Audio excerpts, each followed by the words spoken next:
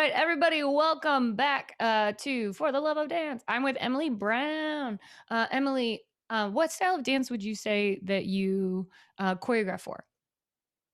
I pretty much choreograph like a contemporary fusion, I guess you would kind of call it. I feel like contemporary, like as a whole, like everything can fit inside of it. But I feel like my stuff, it kind of pulls from everything that I've been trained in, which is a lot.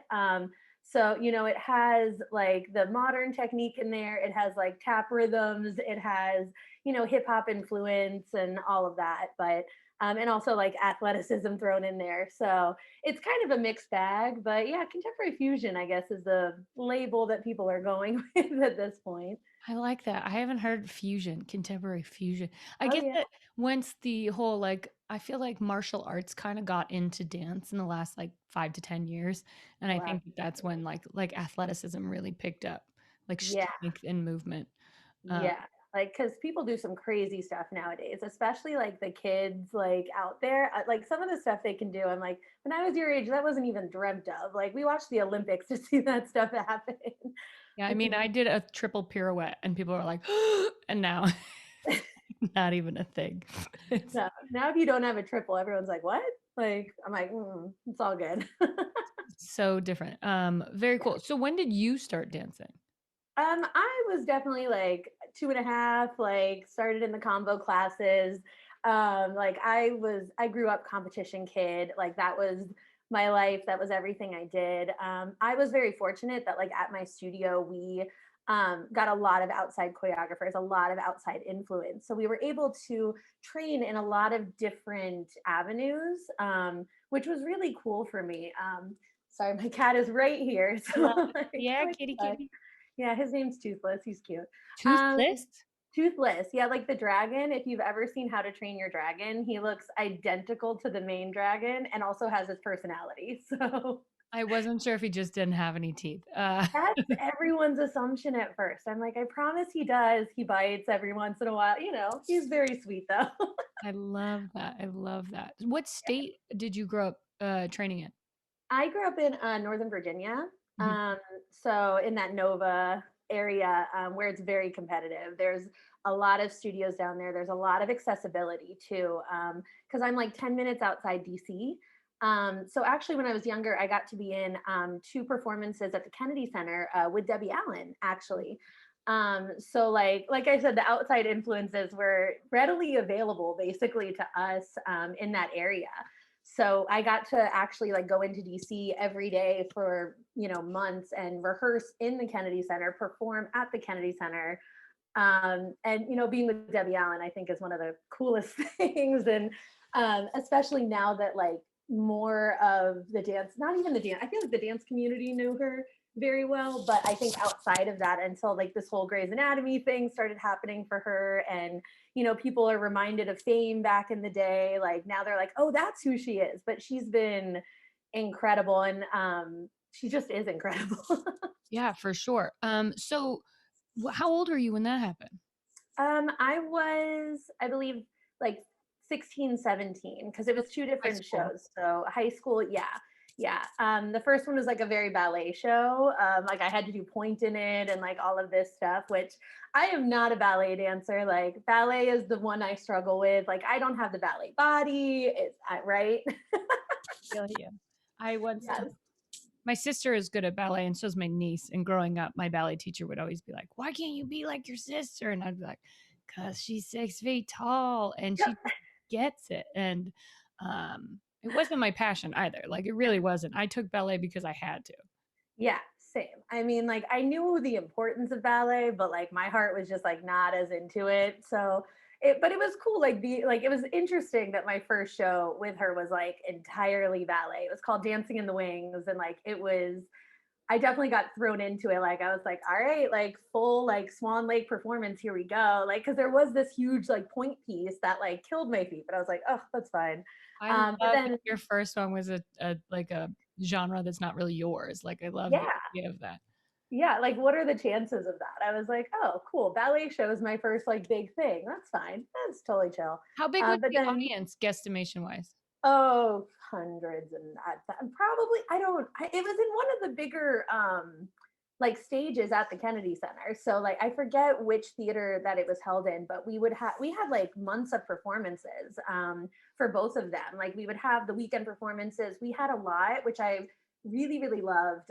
That I still love to this day is that we would have performances that were only for school kids. So they would take field trips during the day, and it would be like hundreds of buses coming in, and it would just they would fill the theater with school kids and like just to get them emerged into like the dance world and in all of that and just like exposure, you know.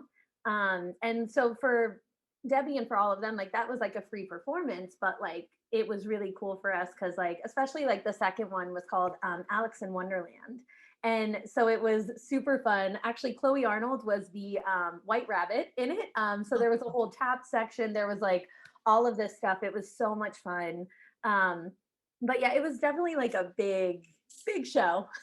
Like a lot of rehearsals, a lot of shows. Is that your largest audience that you ever danced in the beginning, like at that Yeah. time? What Oh, was that definitely. feeling, that fear, that excitement? What was It that? it actually I was so excited the whole time. Like I'm such a performer. I especially in the competition world, I like figured out how much I loved being on stage. And so then when I got this opportunity, like it actually was a really cool way to kind of introduce me to like what like a Broadway show would be like because you're in those rehearsals, you have to do the same thing every night, you know, like you have to get used to the repetitiveness of it. And find joy in it and find the inspiration in it every time you go on stage. So I think it was like a huge learning opportunity for me and just to kind of dive into that kind of world and see what it was like. I think when you get to do shows younger with a huge audience, it makes you less fearful and more excited. Versus like if Absolutely. your first show's in your 20s, then you're like, because you understand the weight of what is happening. But as like a teen, it's more like, oh, this is so cool. I'm so cool. Yeah, I know. Like I would always take pictures like in the Kennedy Center. I'm like, guys, just here for rehearsal. Like, you know, like feeling so cool. Like, Yeah, I totally remember being on my phone and backstage of like big concerts and just like texting my mom, like going on stage. Like I don't know why. What a geek! I texted my mom. well, I still text my mom. Like whenever I get anything, my mom is my go-to person. So I'm like, oh, that is literally me to a T. I love my mom. I talk to her today. Yeah, I text her all the time. Yeah. It's just like a weird like before you go to I don't know. It's an interesting Yep. thing. So you teach choreography all over North America. Yes. Yes. How did you I get into that? How did I get into that? That's actually it's a good question actually because I don't even know. It kind of started and then kept going, and I was like, well, that's cool. I started when I was younger, like when I after I graduated high school, I started teaching and getting more involved in that. And there was a few studios down in Virginia that I knew pretty well. And so they would bring me in, even when I was like 18, 19, they kind of took a chance on me. There's a few of those studios I still choreograph for to this day. So like it's very cool that like they were the first ones to kind of give me a shot. And I was like, oh, cool, I'll try this. And I fell in love with it more and more. And kind of perfected what I do, which is still not perfect. And I hope it's never perfect, but you know, like I want to keep growing with it. But I guess like, definitely traveling with Marinda is a big thing She's because awesome. she's really started going everywhere. And as her assistant, I got to go and be introduced to all of these people. And And she's such a good artist to learn from how to teach because she's an artist. She's not a cookie cutter choreographer who's like, we're going to do line switching here. Like some people choreograph by mathematics and some Mhm, people choreograph through storytelling and like real arts. And she's definitely the latter. Um, absolutely. did you learn her choreography like process and that kind of show you how you took what you liked of hers, obviously, and made it your own? Yeah, like her process, like especially I met her when I was like 15 years old, like in Power Pack. Actually, I was in Power Pack, which is a part of SVA World, and now I teach at Power Pack. Dance And competition, because honestly, I think you're the first person on here that's talking dance competition yeah, yeah, stuff. welcome. Yeah, Dance welcome to the competition dance world. competition scene. So the SDA is a Star Dance Alliance. It's they own a bunch of competitions and they have a thing called the Power Pack, which is something you said you were one of the kids in that, which is like a week long training thing. Yeah, it's like a summer intensive, and it ends with a performance. It's an opening number dance that everyone involved in is a part of, and Is Marinda that Davis week is long the intensive choreographer. one style of dance or is it no, it's literally everything. And it, like we bring in hip hop, there's tap, there's ballroom sometimes, there's ballet, there's floor bar. Zach Keller always with the floor bar. It kills me because I always take his class and it hurts. Ooh, but it's so good for you. Like we literally do everything during the week, and then it ends with the performance. But also like there's little groups of people, and you have a team leader, and like you get to like have fun events as well. So it's more than just dance. Like you actually get to know the people you're dancing with. You get to make friends for life. Like I know so many people who went through the Power Pack and are still like so close to the people they met there, especially like when you move to New York from or LA or to any of those big cities. It's scary. Like showing up day one, not knowing anyone, not knowing where you are, and then you see someone who you met in Power Pack, and it all of a sudden like it's that familiarity. It's that like, oh, okay, I can like we're in the same boat, that we're in this together. So it's nice to have like that, those kind of connections, I would say. But yeah, like Marinda, her process, especially in that Power Pack environment, because it's like hundreds of kids. And like, how do you make hundreds of kids all from different places, different training, different levels? How do you put them together in one dance and make them look cohesive and make them look good, like make them look their best? Mm-hmm. And so going through that with her and all of the other, times I've assisted her, like I see how she sees the kids and how what she can bring out of the kids as individuals. And I think that that is the biggest thing I've really taken away from her. So that's a really good thought process. So let's say I'm a studio owner, right? And Yeah. I have different levels of kids because I'm a new studio, right? So you kind of, as a new studio, you have to take every kid onto your team when you first start a competition team. Yeah. How do you how do you choreograph for one, like let's say you have a really bendy kid, right? And Yeah. then you have a non-flexible child at all. Like how do you put them together in a group dance, or what would you do? What would I do? Hmm. I really take the time to get to know the kids. I feel like when I'm in that studio, like I will give choreography and I'll look at it as a whole. And if it's not working for everyone, like if I want this group thing, um, then like I will like restructure things to make sure it looks good on everyone. I will take the time to be like, okay, that doesn't work for you. That works for you though. You do this moment. I have a moment for you ready. You know What what do I you mean? do So for okay, so I have two questions now. yeah, So like let's say you do the whole you teach the choreography and yeah. then you're like, okay, these two kids, it's not working for them. How do you say to them nicely like, this is not your jam? Like I, what I've over the years, I feel like I've taken. You got to learn the right things to say because, like, I also think in my head I've kind of switched my own approach to Mhm. moments like that, and instead of thinking like, "Oh, that's not good for them," I've rewired my brain to think I have something better for you to do. Cool. And so I think that that's what's really helped me over the years is I've had to change how I process it. So and I think in my choreography too, it's kind of opened me up more. So I used to be very like, I want this, and then this happens. And now I've gotten to a point where I'm like, I want this, I want, oh, okay, that's not exactly what I wanted, but oh, let's go on that branch now. You Mhm. know what I mean? Like it's kind of staying on your feet. And yeah, when I talk to kids like that, it's very much like, hey, like, you know what? I have something better. I want to try this on you. Let's see if this works for you. Cause like even in solos, sometimes I'm choreographing solos and I have this idea and I'm like, ooh, let's do this. And I'll just stare at them and I'm like, no, that's not it for you. Mhm. What is it for you? You know what I mean?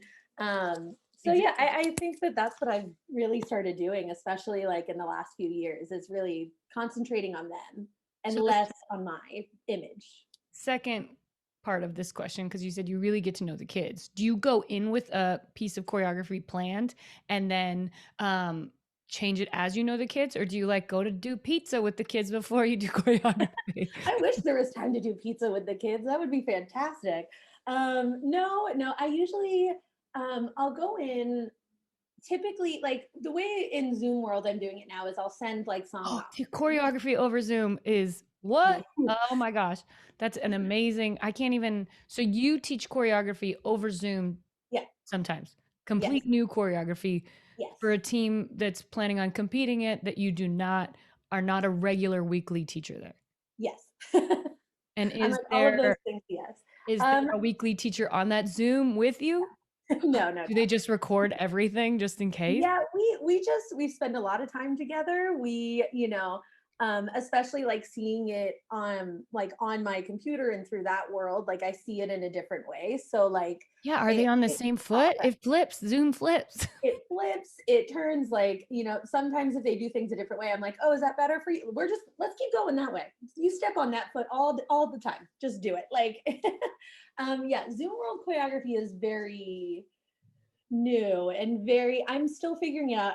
I've gotten into a good groove with it for the most part. I've typically just been doing solos. I've been rehearsing groups, but I haven't gotten to that point of choreographing them yet. Although with Marinda though, she's been doing group dance choreography, but I've actually been traveling in person. So I'm the in-person person there, Mhm. with the kids, and she's the one over Zoom. So we've actually figured out how to do Oh, group that's cool because then that way. you can say, no, they're on their right foot. They're all on the same. It doesn't look like it, but they're all on the same Yeah, foot. I was like, it doesn't look like, and if like an angle's weird, like she'll be like, oh, where's Jenny? And I'll be like, Jenny's in the back corner. Like, I'm like, okay, how do we move Jenny? Like, so we've done that process, but actually coming up in the next month or so, I'm going to have to start doing my own groups on Zoom because there are many places that I actually am still unable to visit right now. Like One of them being Canada. Canada, which we've talked about before. We've been really trying to get up there, and we've had to postpone, and we're now postponing again just because of, it's impossible to get across the border. And we're like, all right, how next do we make this work? So I will be doing that soon. So I will let you know how that process goes. I love it. I love it. Okay, here's a question that I get asked by kids' parents a lot. Yeah. How do I find the best studio in a like if a parent is moving and their kid they want them to go to a good school? Yeah. How do they figure that out for themselves? Because that's a really hard thing to gauge if you're a parent who doesn't dance. Yeah, if you're a parent who doesn't dance, like that definitely is a hard place to start. But if you, first of all, like if you have any connections in the dance community, if you have a teacher that the kid has worked with before or a choreographer that you're close to, just reach out to them and be like, hey, I'm moving to this area. Do you know anyone? Like that's where you start. Like that's where I would start. I would think like if I ever have, when I have a kid one day, but like start with that. And if you don't have that, then really start really researching each of those studios in that area and watch their videos. Have your kid watch their videos and see their style and see, what technique that they have, what things they focus on. Like in certain places, there'll be a really strong technical studio that does a lot of ballet, but next door, there might be one that has a really strong musical theater program where that's what they mostly focus on. So they might have vocal coaches and things like that. So it really depends on like what what your kid really wants to focus on. Mhm. And And I like some kids only dance for fun or college scholarships. Like think there are a exactly. lot of kids who are phenomenal dancers who just want to be veterinarians. Like Yes. I know a lot of Happens kids who all are on America's Got Talent who all became vets, and I'm like, wow, you guys like were so good and are still good, but and are. Yeah. yeah, and But it just depends on what their focus is. Like there are many people who want to be like many kids who want to have that like dance team vibe. Like they just want to like hang out with their friends and do fun dances. Like they don't want to be as artsy. Like they just want to like go on stage hard hitting like the fun dances. And like there's studios for that. There's a studio for each thing that your kid could want. So really I think talk to them and have them watch videos with you and reach out to each of those studios, have interviews with them, see what their goals are for their kids. Some studios, their goal is for them to be professional dancers, and others, it's like, hey, we like to have fun and we train them hard, but like at the end of the day, we just want them to be good people, Mhm. So it really depends on like what your focus is and what you want the focus for your child to be. And then so let's say I'm a student and I'm like 16, 17 and I want to start teaching at a studio. How would you go about doing that? Um, Well, I started actually like at my home studio that I grew up at. I'm like, that's the easiest way is if you are familiar with a studio, if you grew up dancing at one, start by reaching out to them. I also know like in this New York area, there is like in Jersey, there is 1.5 million studios. In Long Island, there's 1.5 million studios. So in this area, it's very easy to start that teaching job because of the availability of it and like the fast kind of crossovers there are. Like somebody will come in, they'll book a job, they gotta go, they need a sub for the rest of the year, you know? So I definitely think like keep your eyes open, reach out to everyone around. But like I started teaching combo classes and beginner tap and things like that. And then I was fortunate enough to get the opportunity to teach more choreography at a different studio, and then that kind of amped that up. And then I started choreographing here more. So you kind of have to know that you're going to start entry level. You're going to start with the babies. You're going to start with the foundation classes, and that's okay. That's a great place to start because it teaches you how to teach. Oh, You're yeah, I think when it comes to choreography, what makes somebody a good choreographer is if they can choreograph on a beginner level dancer, because 100%. your amazing already put together dancer is a little bit easier to choreograph for, because you can be Yes. like, do this trick now, throw in this thing, versus, and they're gonna make it look good because the kid is already so talented, Yes. versus like a kid that you have to actually really mold and think of the best quality movement for them. Yes. um, Absolutely. and I think Absolutely. also what you were saying, which I think I just want to make sure that the audience hears this properly, is if you're 16 or 17 or 18 and you're looking to become, I always do this hand thing like a teapot thing. It drives I me. like it. I always, everybody who is not seeing any of the video, I'm doing a teapot hand because it's Yeah. how I jam. Little teapot. We just need Uh, it. So I'm good. always a teapot. I think that the thing that I want to get across to everybody is, I'm going to teapot in the other hand, is that I want you to know that you have to tell people you want to be a choreographer. Like you have to put it out there. You can't just assume that your studio is going to come to you and be like, now that you're this age, do you want to do this? No, you have to tell. No one knows what you're thinking until you let them know.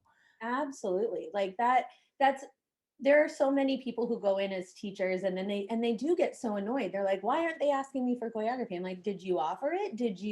Have you practiced on anyone? Have you like I actually the first thing I choreographed 2 solos on some of the younger competition kids that I danced with. So I was like 17 and I was like, hey, I want to try this. I want to try choreography. And so I grabbed one of the younger kids who I was close to and I was like, hey, can I teach you a solo? And they're like, yeah, sure. So I did that for 2 of the kids. I choreographed my own solo. That's another thing I've And seen yeah, happen a lot at studios where kids request to do their own solo. And some yeah, teachers say yes, some say no. It just depends on the studio. Or they let you do it and then have a teacher come in and like clean it, because your yeah. eye on yourself is never as good as somebody else Oh, outside. absolutely not. I'm like those first choreography moments were definitely a little on the rougher side. Like, but at the time, it was great. It worked. Like I'm like, hey, I got my idea across. It showed up on stage. It made sense. Like I did well. The kids did well. Like, was it the greatest thing in the world? Probably not. But it was, a toe dipped into the choreography world, which And you're is only going to really get cool. better. That's how that works. Like you're always going to grow. It's not going to be amazing out of the gate. No, no, no, no. And actually, I learned a lot. My choreography definitely changed when I was in college. I went to George Mason University and I got my BFA there. And we had these like choreography classes that you start from like the most minimal of things and you add and you add and you add. And I learned so much of of that process as well. And like figured out the things that I could apply to myself, to like the competition world, to, my now like professional career choreography world. Like those things have stayed with me. And so I think I feel like right now there's a lot of young dancers who just want to be like a big choreographer. They see the glorification of it and that they're like, I want to be famous doing this. This is what I want to do. And I'm like, that's great for you, but you have to go through the process. You have to start from, just kind of messing around and then actually train at it. It's just the same. Choreography is the same as dance, is that you have to train yourself in it. You have to practice. You have to push yourself. You have to open your mind. You have to open, what you think is good choreography, what you think is the image you want to see. You kind of have to facilitate that and grow it into something and take the time to do that. Yeah, speaking of the fame thing, like I think that people forget that dance, because of Instagram, TikTok, and all of those things, that dance is a lot like any other job where you have to pay your dues. Absolutely. It's not just like, do you have the most Instagram followers? Great, you're going to get a choreography job now. Because there Yeah. are a lot of famous Instagram dancers who get the opportunity to choreograph or teach a convention because of their popularity. And then they come in and they're not a good teacher. They're a phenomenal dancer, but they're not a good teacher. And then they get canned right away because Yep. the other studios who are learning from them are mad that they spent so much money on something they could have done themselves. Yeah. And I feel like this is definitely a trend that's been happening over the past however many years. It's definitely a trend that like I am not the biggest fan of. I've always said like, especially when I left college and moved to New York, and I was surrounded by these incredible artists, and some of them have become famous. Some of them have done that, but ever since then, like I knew my goal was never to be famous. Actually, when I was like 18, I auditioned for So You Think. I actually made it to the last round. Like I got to walk that green mile. I was literally right there about to get it. And I remember before walking it, I was like, I don't know if I want my life to change this much. I wouldn't Like, audition for it because I refused. no, They it was actually terrible. begged me to be on it, and I was like, no. Work. Yes, they did. Of course they Well, did. it was like when it first came out, and they were like Yeah. looking for people before it was super popular. Yeah, yeah. But no, I was like 18. I was fresh. I had kind of auditioned on a whim. Like I was like, let me just see how I'll do. And miraculously, I just kept making it round after round. And I was like silent, like in Vegas, like I didn't talk to the cameras. I like barely talked to, I was like, hi, like, I don't know why I'm here. I Probably guess I'm why here. they didn't keep you, because that's the other thing people don't realize. If you're trying to get on a reality show for dance, you Yeah. have to have a story. Oh, It could be yeah. positive, it could be sad, it could be something, but you have to have a Mhm. story, and that Yep. is a part of that genre of dance. There's a It million. definitely is. Like we made it to that last day, and the one of the producers came in and was like, "Listen, all of you are talented enough to be on this show. You wouldn't be here unless you were talented enough to be on the show. But we are casting a reality television show. Like we are casting a show now." And so in that moment, I was like, "Oh, thank God, I get to go back to high school." Like I was like, "That's fine." Like I don't know, like I just know for myself, like that has never been a goal of mine. My goal is not to be famous. My goal is to, keep doing what I love and keep growing my own style and my own technique and my own little world, and as it's expanded a lot over the past few years, which is great. But like, I'm not trying to be on TV. I'm not trying to do any of that. I'm just trying to do my job. And I love what I do and I love the kids I get to work with. So I'm like, cool, wherever this goes, that's fantastic. But Like, I'm I not think, trying to be a dancer, and people always are like, what in classes, they're like, cool, I'm trying to fix you, and I'm like, nah, I'm just here for exercise. yeah, uh I'm here for the fun of it. Like, I just love it. mhm, mhm. It doesn't mean that I need like, all of that, which that comes with that world. I have a question for you, Yeah. that I've heard many times, because you teach contemporary. Yes. What is the difference Uh-oh. between contemporary and lyrical? That Because is a very good sometimes question. it's nothing, but what is Sometimes it there is supposed to be? sometimes there is absolutely no difference, and I do get a little sad about that. Lyrical, in my mind, the way that I was trained in lyrical growing up, because everyone's trained differently, so I want to preface it with that. I'm Yeah, like, this this is is your opinion. This is yeah. an opinion I'm asking. Yes, I'm like, this is my opinion. In my opinion, lyrical is a lot more technical based. It will be more of the like I in my head, I always say like pretty lyrical. It's that very lifted, more balletic, typically slower in choreography tempos. Sometimes it has a little bit of moments, but I would say it's more technically based. It doesn't have the quirky moments. It doesn't have a turn in. It doesn't have a flex. It doesn't have a sickle. It doesn't have like it majority of those things. Lyrical to me is very lifted. It's very balletic. Where contemporary is that more stylization, I would say, with like with some hip hop influence, with some other modern influences.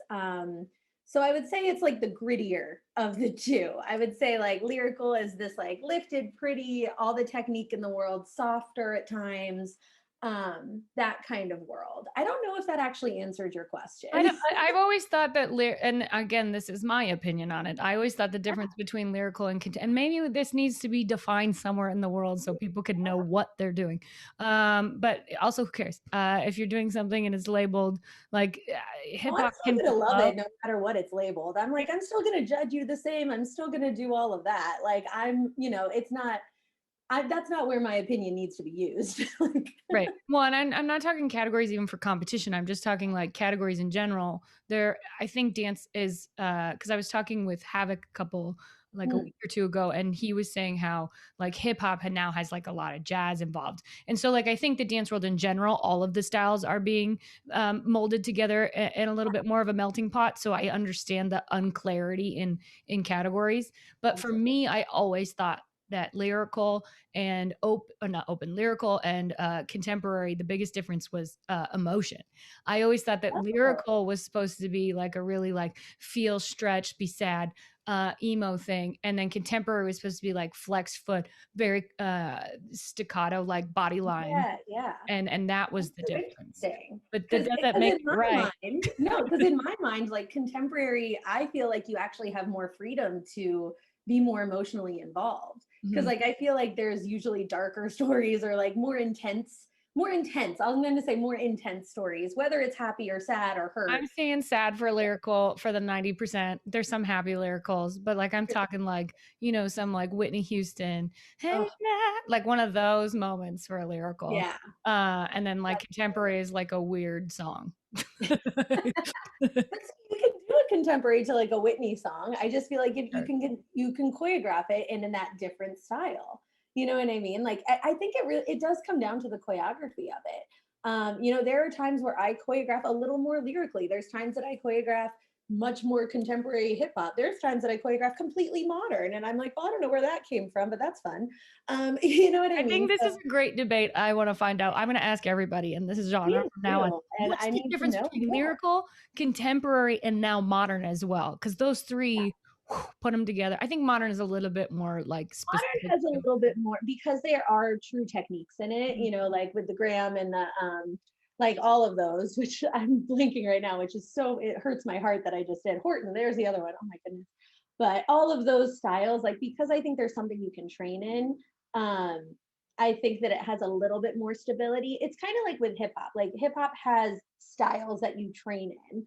And then what you do on top, you can kind of mess with it. Mhm. Um, Mhm. so I think that that's what's fun about those, and I think that's why contemporary and lyrical like don't have that because you can't really train in a contemporary style by itself. Like there isn't a contemporary style with a name. It's just contemporary. Until now, Emily Brown creates the Hey, contemporary style Emily, where you have to start with a flex. I'm making this up for those who are listening. like Yeah. a flex and then a contraction and then a breathe, breathe. Like we love Yeah. it. Otherwise, it's not an Emily Brown styled contemporary. Very cool. I have 5 questions that I ask everybody. So Love it. here they are. First question: who is your favorite singer to move to? Ooh, my favorite singer. Right now it's Dermot Kennedy. I mean, he's definitely got that voice that I'm like, oh, What's a Matt song of Corby his? is another one. Dermot, he does the Evening I Will Not Forget. He does like he's very, very big right now, but I love his voice. Matt Corby is another one of those that like his voice is just milky and just I've all of a sudden found myself really attracted to male voices in my choreography. Like it's been like a slow change and now like 99% of what I do is to a male voice, which I find very interesting. It's like a weird kind of turn that I've taken. I still choreograph to women, obviously, but like I don't know. There's something about like the grit and like the smooth. I don't know. Oh, It could just be whatever, and that's the thing about choreography, whatever space in life you're in as well. You know what I mean? yeah, Like that's constantly going to change. very Um, true. what is your favorite? And I have to change this question. And so I think I kind of did last time too. What is your favorite music video or show dance? Because I feel Oh, like saying okay. music video is so like hip hop driven. And to Yes. open it up to everything, favorite music video or musical Mhm. dance or something like that. I know that's so hard because like my favorite. Oh, I do know there was a music video that Hosier did that, oh, I can't think of her name right now, but she's quirky. She's a redhead from LA. She's beautiful and I love her. Um, I can look it up. Do you know the song? yeah, I want to say her, Jillian Myers. Is that right? It might be Jillian Myers.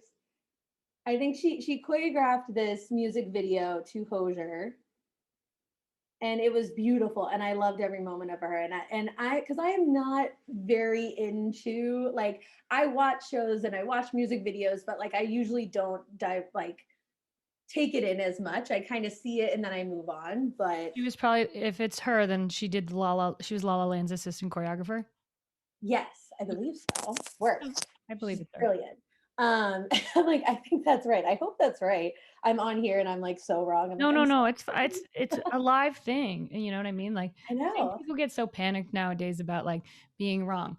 It's Yeah. everything we're talking about is just your opinion today. Doesn't mean tomorrow you could be like, you know what? Scrap that. Contemporary is when you crawl on the floor and Yep. you do a backflip. Like, there's no In everything. that order, though, you have to do the backflip from the floor, Yeah, or else it's not or it's not Emily style contemporary. exactly, exactly. So yeah, so everything is constantly changing. No Yeah, answers are written in stone. This is just opinions for today.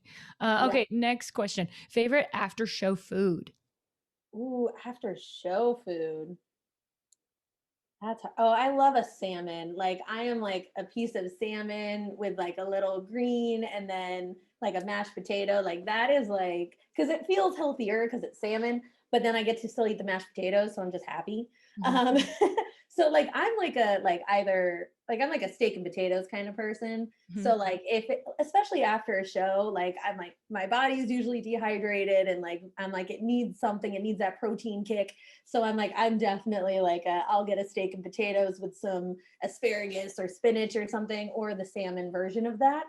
I think that's my go-to. Cool, cool. I've never had. I'm allergic to seafood, so I don't know if salmon's like a bad fish versus a good fish. No, don't feel bad for me. She just was like, "Oh, I've never had it, so I don't know." And when I did, it didn't go over well. Whatever fish I had, I was in the hospital, so I'm I'm very fine with fortunate. not I trying. can eat anything. Like I have no dietary issues or anything. So I'm like, gimme, just gimme everything. That's smart. That's so smart. All right, what is the most difficult trick you've ever had to learn for you in your lifetime? Ooh, most difficult trick.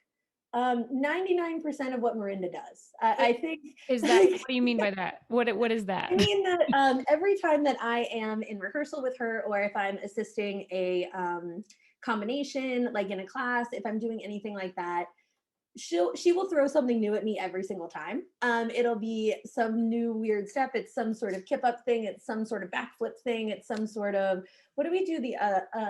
We just did our intensive and we had to do like a front walkover, but you couldn't put your foot down and you flipped and then you ended up on the floor. So, like I said, literally every time I work with Marinda, I learn a new trick Wait, and you I can have still to do work. a walkover? I turned it into like a front handspring for the most That's part. even more impressive than a walkover. Oh my gosh. I'm always impressed when people over 20 can do anything still. Yeah, yeah. I kind of in that spot at this time in life. I'm like, oh God. I kind of just force my body to do it and it somehow listens. So I'm just gonna keep doing that until it totally breaks. I've had a few little, issues with knees and all the, when you're getting older, your knees and your back. It's always the lower back that like it just tightens up first. You're like, well, there it goes. And side Healing note, for path and anybody who moving. has injuries, you're always supposed to work the opposite muscle. So Yes. if you are having lower back issues, do ab workout and whatever, just the opposite side of that muscle. Make sure that it's really strong and that will alleviate some of the natural whatevs. All right, last question in this random 5 questions. If you had to have another job other than the dance industry, outside of the arts, what would it be? Oh, I actually have always wanted to study psychology. I've always, it's been like this weird interest of mine that even when I was in school, I kept trying to get into psychology classes, but they would always be like full by the time. And, in college, your schedules are very specific if you're in a BFA kind of program.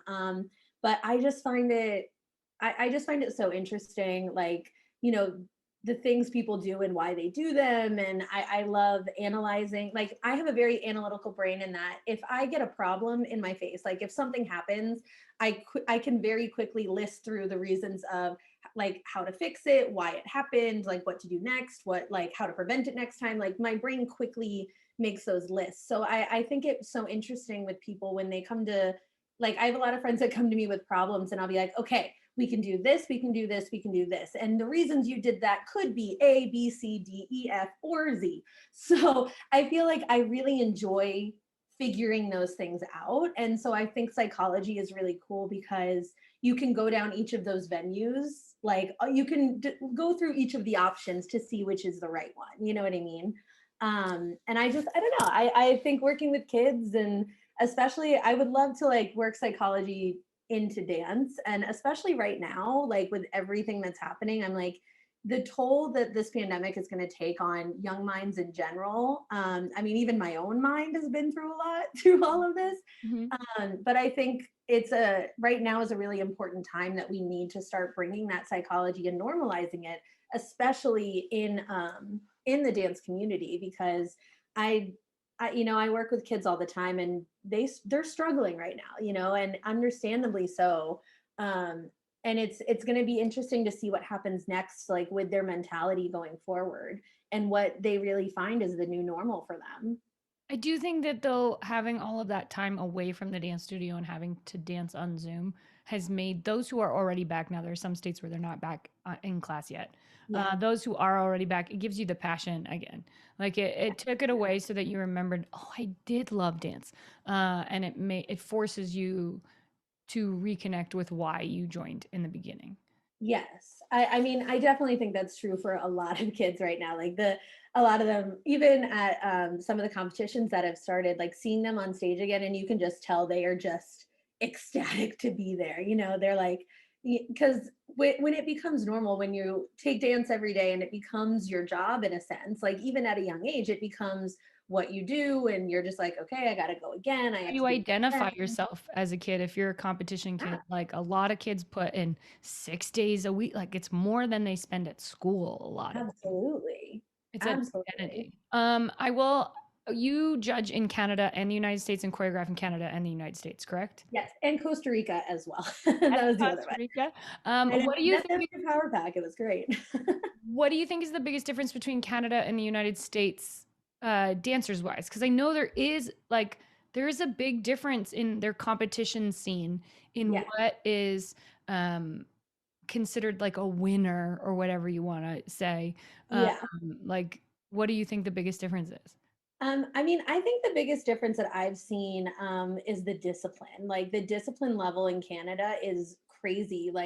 Um, like the when I walk into like the Canadian studios, there is this like level of just understanding. Like it starts at a higher level, I think. Like the kids walk in, they're like, time to work, time to get this done.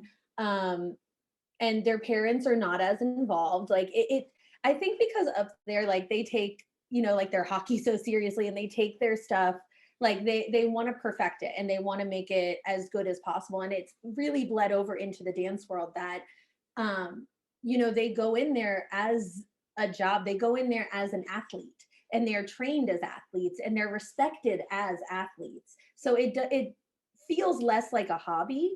Even the kids who are there as a hobby, they're still expected to perform at a certain level. And I will And say they there's a know it. difference. I'm Canadian. So in Canada, they have, in most provinces, they have once you get to high school or even I think middle school for some of them, Mhm. like a program where if you think you want to grow up to be a dancer or go to college, and this is for any sport, but they count dance as a sport, you get to leave school at noon, and then you have to go to your dance studio to do so many ballet classes that count towards all these credits. Yeah. So it's different in that you don't have to be homeschooled. Like in the States, I feel like you have to be homeschooled if you want to be able to dance more than however many hours a day. Whereas in Yeah. Canada, it's within your normal school program to be Which able I to think get. is beautiful. Like, because I know some of the kids who do that, and yet they're able to go to the studio earlier, like, but they're respected. I feel like in the States, it's just like, oh, yeah, now you go to dance, like, have fun, whatever. I think And there's more tricks in the I always from people I've met in Canada, they always say that they feel like there's more tricks in America when it comes to their competition dances versus yes, Canada doesn't have as many fouette turns or something like that, for example. I would say from what I've seen, I would say there is just more of a focus on the actual training. Mhm. In Canada, like they really do start at zero and really climb up. Like you get your single pirouette, then your double, then your triple, then you learn fouettes, then you learn this. Like I feel like there is more of a process where in the States, because we're so inundated with the Instagrams and the so you thinks and the all of that, like a lot of young kids feel like, well, if I want to be a good dancer, I have to be able to do that. And so they jump straight into doing these tricks without learning the proper way to do them. But how And would you, as a studio, stop? Because I understand exactly what you're saying, but if I'm a studio owner and I want to keep my business, right? yes, And there are these kids who are seeing other kids at competition do fouette turns, but this kid doesn't have a double yet. How do you explain to them, like, no, not yet? Or do you just throw it in and let them know, like, it's not going to be as a winner as you want it to be because you're going to lose points for not doing this perfectly, but maybe the judges will teach you within their critiques of how to land it better. I mean, I think there's definitely a different approach for each individual teacher, but in my opinion, I would say like if they really want to do it, like in their solo or something like that, I would, leave that spot where you're like, all right, here your fouette turns can go here, but for right now, it's going to be a double step, step, double. And on the side, we will train it. We will work on those fouettes. And the minute that you can do them well, they will go into that spot. So I you're think of the mind of like, because I feel like that's older school so. teachers I think I and have an old school stereotyping. mind. But like old school teachers are very like, like you're not doing that trick at I'm just talking competition dances. I'm not talking recital. At Yeah. competition, competition isn't the time to learn on stage. Competition is the time to win. But there are Right. other studios that have the exact opposite mentality. And I understand both of them because if I'm in a small town and I genuinely don't know how to teach a kid how to do a fouette turn, for example, again, Right, right. I am going to put it in a dance in hoping that a judge is going to give me a better way to fix it, which is Yes. part of the reason people compete is for those critiques. So Oh, I understand absolutely. both, but then that teacher needs to understand that they may not win because Right, they're going to right. lose points for it not being. So I guess my question is to you, which I think you've already answered basically, is like, so if I want to win at competition, I need to keep my dance clean and with tricks that I can already do. Don't put anything that I'm working on, like an aerial where your hands touch the floor. I would say that like if your goal is to win, but I will say even as as a competition choreographer, like my intention when I make dances is actually not to win.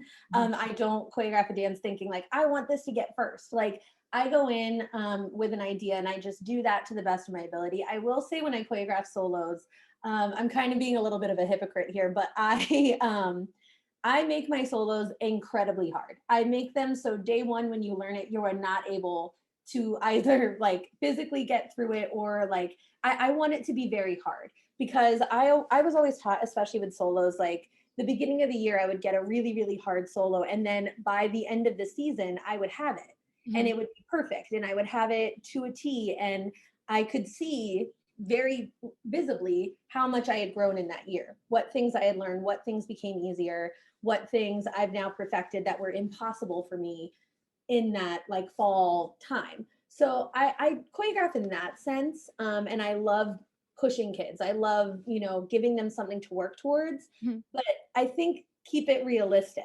You know what I mean? Like definitely push them, but if something is not going to happen and it's just not for them, then take it out so they can work on it later, or or on the side. I mean, or something like that. I just think that for each individual teacher, there is a balance. And it also does depend on the kid. Like, how willing are they to put in the work for themselves? And, or like, are they just going to be like, oh, now I have fouettes in, yay. And they just spin around in circles and hop off stage, So, like, it really comes down to that. But I think you just have to gauge it on your own, It's honestly. definitely an individual thing because it's making me think of I used to do choreography at studios many years ago. Yeah. To this girl who wanted to do heels because she wanted to become a Broadway dancer. Her goal was to do Oh, musical theater. yeah. She could not do fortes, and the owner was like, let's take her out of those heels and put her in flats. And I said, no, we sat down together, and she wants to do heels because she Yeah. wants to work on it. And she Yeah. knows that the fear of going on stage and the pressure of it all is what's going to really, like, not that she does it, she practiced all the time.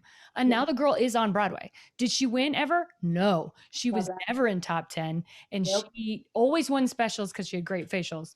Yep. But and now she is legitimately a Broadway dancer. And at 14, she was like, I just want to wear heels. I want to learn Yep. how to dance in them. And so, like, from, yeah, I get it. It's the individual thing of like, what is the goal of your competition team? Is it Right. to get a specific trick with the pressure, or is it to win? And you know what I mean? Like, that Yeah. is a personal choice, and it's fine for both ways. Like, It there's no really right is. or wrong way. No, I think that's what's funny about like all of this is there really is no right and wrong answer. It's just like, what's your approach and how does it work? And like, I think there needs to be more information out there. I think there needs to be more conversations like this where you can just say like, well, this is what I do, and somebody else is like, well, this is what I do, and that way you can like learn and really grow together. You know what I mean? Like as a community. Mhm. Um, I think there's a lot going on in the world, and I think we can look inward for a minute and be like, how can we do better? What things can we do different, in everyday things. Exactly. So, before we get going, is there anything that, like, if I was a dancer and I wanted to work on, like, what is your general advice to a child out there who wants to be a better dancer or wants to be a choreographer? This is the most open-ended question of all time. It is. Give I'm me like, oh, your I can go 50 different ways with this. I love it. Yeah, give me your wisdom on everything. On Go. everything. Wahaha. I would say, okay, I think, especially, I just got off of a judging weekend this past weekend, so like I feel like it's very fresh, like all of those kids in my head, and I've really been thinking a lot about the things that I say over and over again, and the things that I'm really looking for, and my main thing is like when you're on stage or when you're dancing, when you're anything, like make sure that every step has its value. I think a lot of the times when we learn choreography, especially younger dancers, even older dancers, like when you learn choreography, you're kind of thinking big picture instead of like, okay, how does this step, how is that still a part of my dance? Like, I think that we forget sometimes our transitions are even more important than the big stuff. Like, the minute that you get on a stage, any stage, whatever stage it is, the High minute you school walk on, talent show, all of it counts. yes, it all counts. Every single part. Even the minute you turn on like your TikTok, like you are on stage, you are performing. Like you are. Yes, go off. Um I'm doing my TikTok impression, which is when they just point in different directions and add words. Uh, oh yeah, good. I don't know what that is, but I they know I'm bad at the TikTok, but it's okay. But I think just like give every moment its value. Like make sure that there isn't a moment where you tune out or where I can see you thinking about the next big step. Like you've just lost that moment. Like I especially right now we haven't been on stage. Nobody's been on stage. Nobody's been able to perform. So make sure that you're sinking every moment of that in. Like in the United States. yeah, in the United States. With the people internationally listen to this, that's what I'm saying. Because I Oh, had someone on from Australia, and they were like, "We're open," so like that's what I'm just specifying. yeah, true. But yeah, I think just enjoy every moment and make sure that every step has purpose. As like, because I transitions are one of the most important things to me, and a lot of people don't care about them. They're like step kick, and I'm like, but what does that step have to do with the rest of your dance?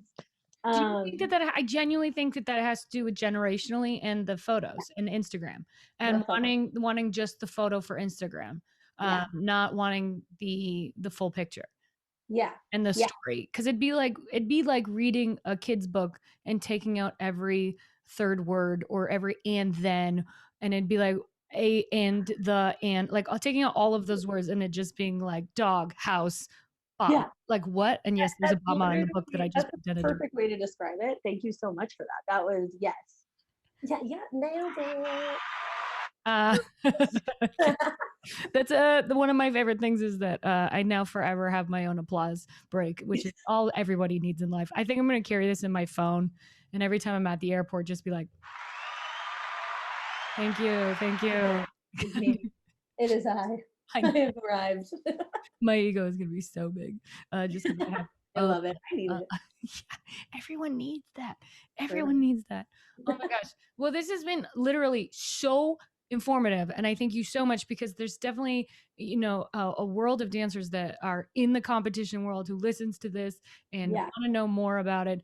If I am a kid and I want to take your class, is there a Zoom class they can join, or how do they find you?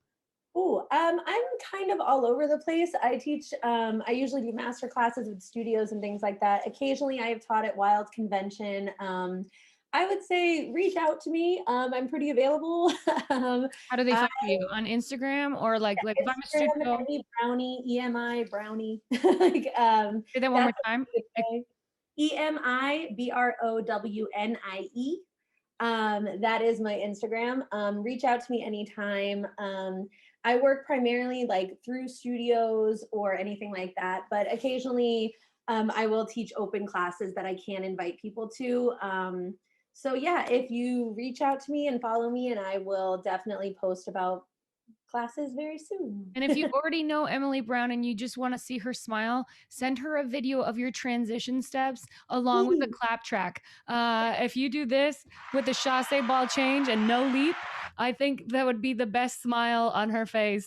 But make sure that chasse has meaning. Oh yes, heartfelt meaning in that chasse. I need it.